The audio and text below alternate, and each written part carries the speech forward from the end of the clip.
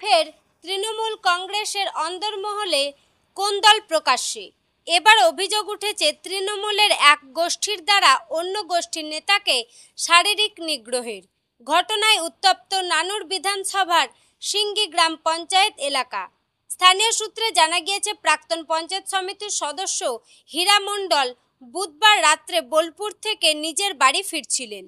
জানা যায়, বোলপুরে একটি দলীয় সভা সেরে বাড়ি ফেরার সময় পথের মাঝেই তার গাড়ি আটকে বেধড়ক মারধর করা হয়।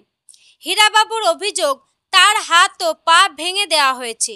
তিনি বর্তমানে হাসপাতালে চিকিৎসাধীন। হীরাবাবুর সরাসরি অভিযোগ করেছেন, এই হামলার পেছনে রয়েছেন তৃণমূলের স্থানীয় নেতা আপেল মল্লিক, স্বপন সহ কাজল শেখ ঘনিষ্ঠ একাধিক নেতা। তার দাবি, তিনি অনুব্রত মণ্ডলের ঘনিষ্ঠ বলে এই হামলা চালানো হয়েছে। অর্থাৎ পুরো ঘটনাটির পেছনে দলীয় গোষ্ঠী কোন্দল কাজ করছে বলেই অভিযোগ। যদিও যাদের বিরুদ্ধে অভিযোগ তারা প্রকাশ্যে কিছু বলতে না চাইলেও একাধিক ঘনিষ্ঠ সূত্রে জানা গিয়েছে, এটি নেহাতি একটি ব্যক্তিগত বিরোধ এবং এর সঙ্গে দলীয় রাজনীতির কোনো যোগ নেই বলে দাবি করা হয়েছে। এখন দেখার, দলীয় স্তরে এই বিষয়ে কি পদক্ষেপ নেওয়া হয় এবং তদন্তে আসল সত্যি কিভাবে উঠে আসে। ব্যুরো রিপোর্ট, খবর বীরভূম। আমি বোলপুর পার্টিগত গীতাঞ্জলি একটা প্রোগ্রাম ছিল, সব ছিল, ওখানে এসেছিলাম। আসার পর পার্টি অফিসে ছিলাম, তার দাদারা সব দেখা করলাম। দেখা করার পর আমি বাড়ি যাচ্ছিলাম। বাড়ি যাওয়ার পর এমনি হচ্ছে, কারণ পরশু দিন যে বোলপুরে মিটিং ছিল, সেই কোর কমিটি মিটিংয়ে আমরা যেহেতু বোলপুরের অনুগামী, কেষ্টদার অনুগামী, চান্দুদার অনুগামী, সুদীপ্তদার অনুগামী, বিকাশ দাসের অনুগামী, এই জন্য ওরা গতকাল হয়েছিল। অ্যাকচুয়ালি আমার বাবা প্রত্যেক দিন, মানে যখন থেকে আগে হয়তো কংগ্রেস করতো, তারপরে যখন থেকে তৃণমূল সরকারটা গঠন হয় তখন থেকেই, মানে তৃণমূল দলটা যখন আসে তখন থেকেই তৃণমূল করতে শুরু করে।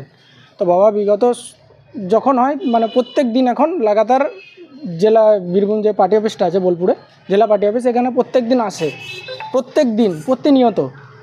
তো এভাবেই আসা যাওয়া করতে করতে কালকে হঠাৎ করে বাবা যখন প্রায় 8:30 9টা নাগাদ বাড়ি যায়, তখন কিছু দুষ্কৃতী ওখানে পথ আটকে, চীনা পরিচিতি ছিল হয়তো, কিছু দুষ্কৃতী পথ আটকে মারধর করতে শুরু করে, রড শাবল এসব নিয়ে মারধর করতে শুরু করে।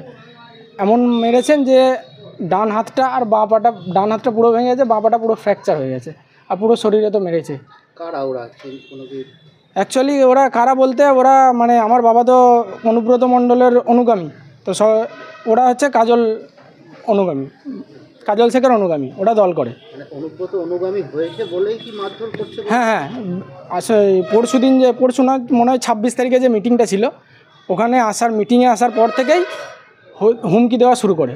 বাবার সাথে আরও যারা আছে তাদের বাড়িতে হুমকি দেয়, বাবাকেও হুমকি দেয়। এবার বাবাকে ডাইরেক্ট কিছু বলেনি, তো সেটা যখন সবাইকে হুমকি দিয়েছে, ডাইরেক্ট কিছু বলতে পারেনি বলে এটা কাপুরুষের মতো আচরণ করেছে এখানে। আপনার বাবা অনুব্রত অনুগামী? হ্যাঁ হ্যাঁ, সেই কারণেই মারধর করেছে? হ্যাঁ। তাদের লোক মারধর করেছে? ওই কাজল শেখের অনুগামী, ওরা কাজল শেখের পার্টি করে। সেই আর এসব হয়েছে সঞ্জীব মুখার্জির নেতৃত্বে। ওকে, সঞ্জীব মুখার্জি তোর বাড়ি হচ্ছে অঞ্চল সভাপতি না, এখন সঞ্জীব মোস্তলা বাড়ি সঞ্জীব মুখার্জি। ও কি কাজলের হয়ে দল করে? হ্যাঁ হ্যাঁ, কিন্তু দলটা তো সে একই করে। সেটা কে বোঝাবে ওদেরকে? ওদের মাথায় তো সেই বুদ্ধিটা তো সেটা নেই যে দলটা একই, যা হয় হবে। এতেও সে ওদের প্রবলেম। অ্যাকচুয়ালি মানে বাবাকে বোলপুর আসতে দেবে না। ওদের একটা কোয়েশ্চেন, তুই বোলপুর কেন যাবি? কেন বোলপুরে কি মানুষের কি কোনো কাজ থাকতে পারে না? বোলপুর জেলা পার্টি অফিসে যখন আসে, তৃণমূলই তো করে, তো এলে ক্ষতিটা কী আছে ওদের? এখন কোথায় ভর্তি আছে তোমার বাবা? বিনসে, বর্ধমান। তোমার নাম? আমার নাম শেখ ইফতেখার আলম। আমাদের কোনো, মানে আমি সিঙ্গিজিপি থেকে বলছি, আমি সিঙ্গিজিপিতে ব্যাপারটা দেখি, সিঙ্গিজিপিটা, কিন্তু আমাদের ওখানে কোনো গোষ্ঠীবাজি বলে কিছু নেই। যেটা হয় সবটাই তৃণমূল। তার কারণ হচ্ছে আমরা টোটালটা তৃণমূলই জায়গা ওটা, হ্যাঁ, এবং সেটা নানুর বিধানসভার মধ্যে পড়ে, বোলপুর ব্লক, হ্যাঁ, এবং যেটা আমাদের মাননীয় মুখ্যমন্ত্রী মমতা বন্দ্যোপাধ্যায় যখন নানুর বিধানসভা আমাদের জেলা পরিষদের সভাধিপতি ফাইজুল হক অথবা ওরফে কাজল শেখকে দেখার জন্য দায়িত্ব দিয়েছে। আমরা সেইভাবেই দেখি, কিন্তু কোনো গোষ্ঠীবাজি বলে কিছু নেই। আপনার নাম আসছে এবং আরও বেশ কিছু নেতার নাম আসছে যে আপনারা নাকি তার নেতৃত্বে মারধর করেছেন, ভাত পা ভেঙে দেওয়া হয়েছে। দেখুন, মণ্ডলের প্রাক্তন পঞ্চায়েত সদস্য, দেখুন সদস্য রাত্রি অন্ধকারে আমি জানি 28 তারিখে, কালকে 28 তারিখে কোনো একটা ঘটনা ঘটেছে এবং ঘটনা ঘটার পর আমরা 29 তারিখে শুনতে পাই, সকাল দিকে শুনতে পাই যে এরকম রাত্রি মানে ঘিদহ থেকে 3 কিলোমিটার ডিস্টেন্সে কানা নদী বলে একটা জায়গা আছে, ওখানে কয়েকটা ভাটা আছে, ওখানে এই ঘটনা ঘটেছে। কে বা কারা করেছে সেটা কিন্তু আমাদের জানার বিষয় না, বা জানতেও পারিনি বা জানিও না, ঠিক আছে। এবার কেউ অহেতুকভাবে কেউ যদি নাম জড়াতে চায় সেটা আলাদা ব্যাপার, কিন্তু আমরা এগুলো কোনো আমরা জানিও না। তবে প্রশাসন কালকে রাত্রিতে দুজনকে অ্যারেস্ট করেছে, এটা আমাদের কাছে খবর এসেছে, সকালে জানতে পেরেছি। এটা কি তৃণমূলের গোষ্ঠীদ্বন্দ্ব? তৃণমূলে কোনো গোষ্ঠীবাজি আছে বলে মনে হয় না।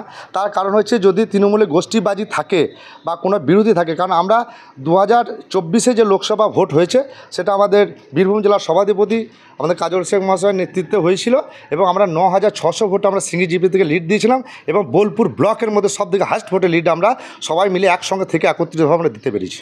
কোনো গোষ্ঠীবাজি বলে কিছু নেই। অনুগামীর জন্যই ও মার খেয়েছে এমনটা দাবি করছে। দেখুন, কে কোন গোষ্ঠী, কেউ নিজেকে সাজিয়ে নিচ্ছে, ঠিক আছে।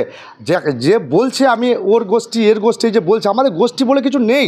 এবার ব্যাপার হচ্ছে সে নিজেকে গোষ্ঠী সাজিয়ে নিতে চাইছে, সেটা তার বিষয়, সেটা আমাদের বিষয় নয়। আপনার নাম? সঞ্জীব মুখার্জি। আমি পঞ্চায়েতের একজন মেম্বার, ঠিক আছে, আর আমি অঞ্চলটা দেখি।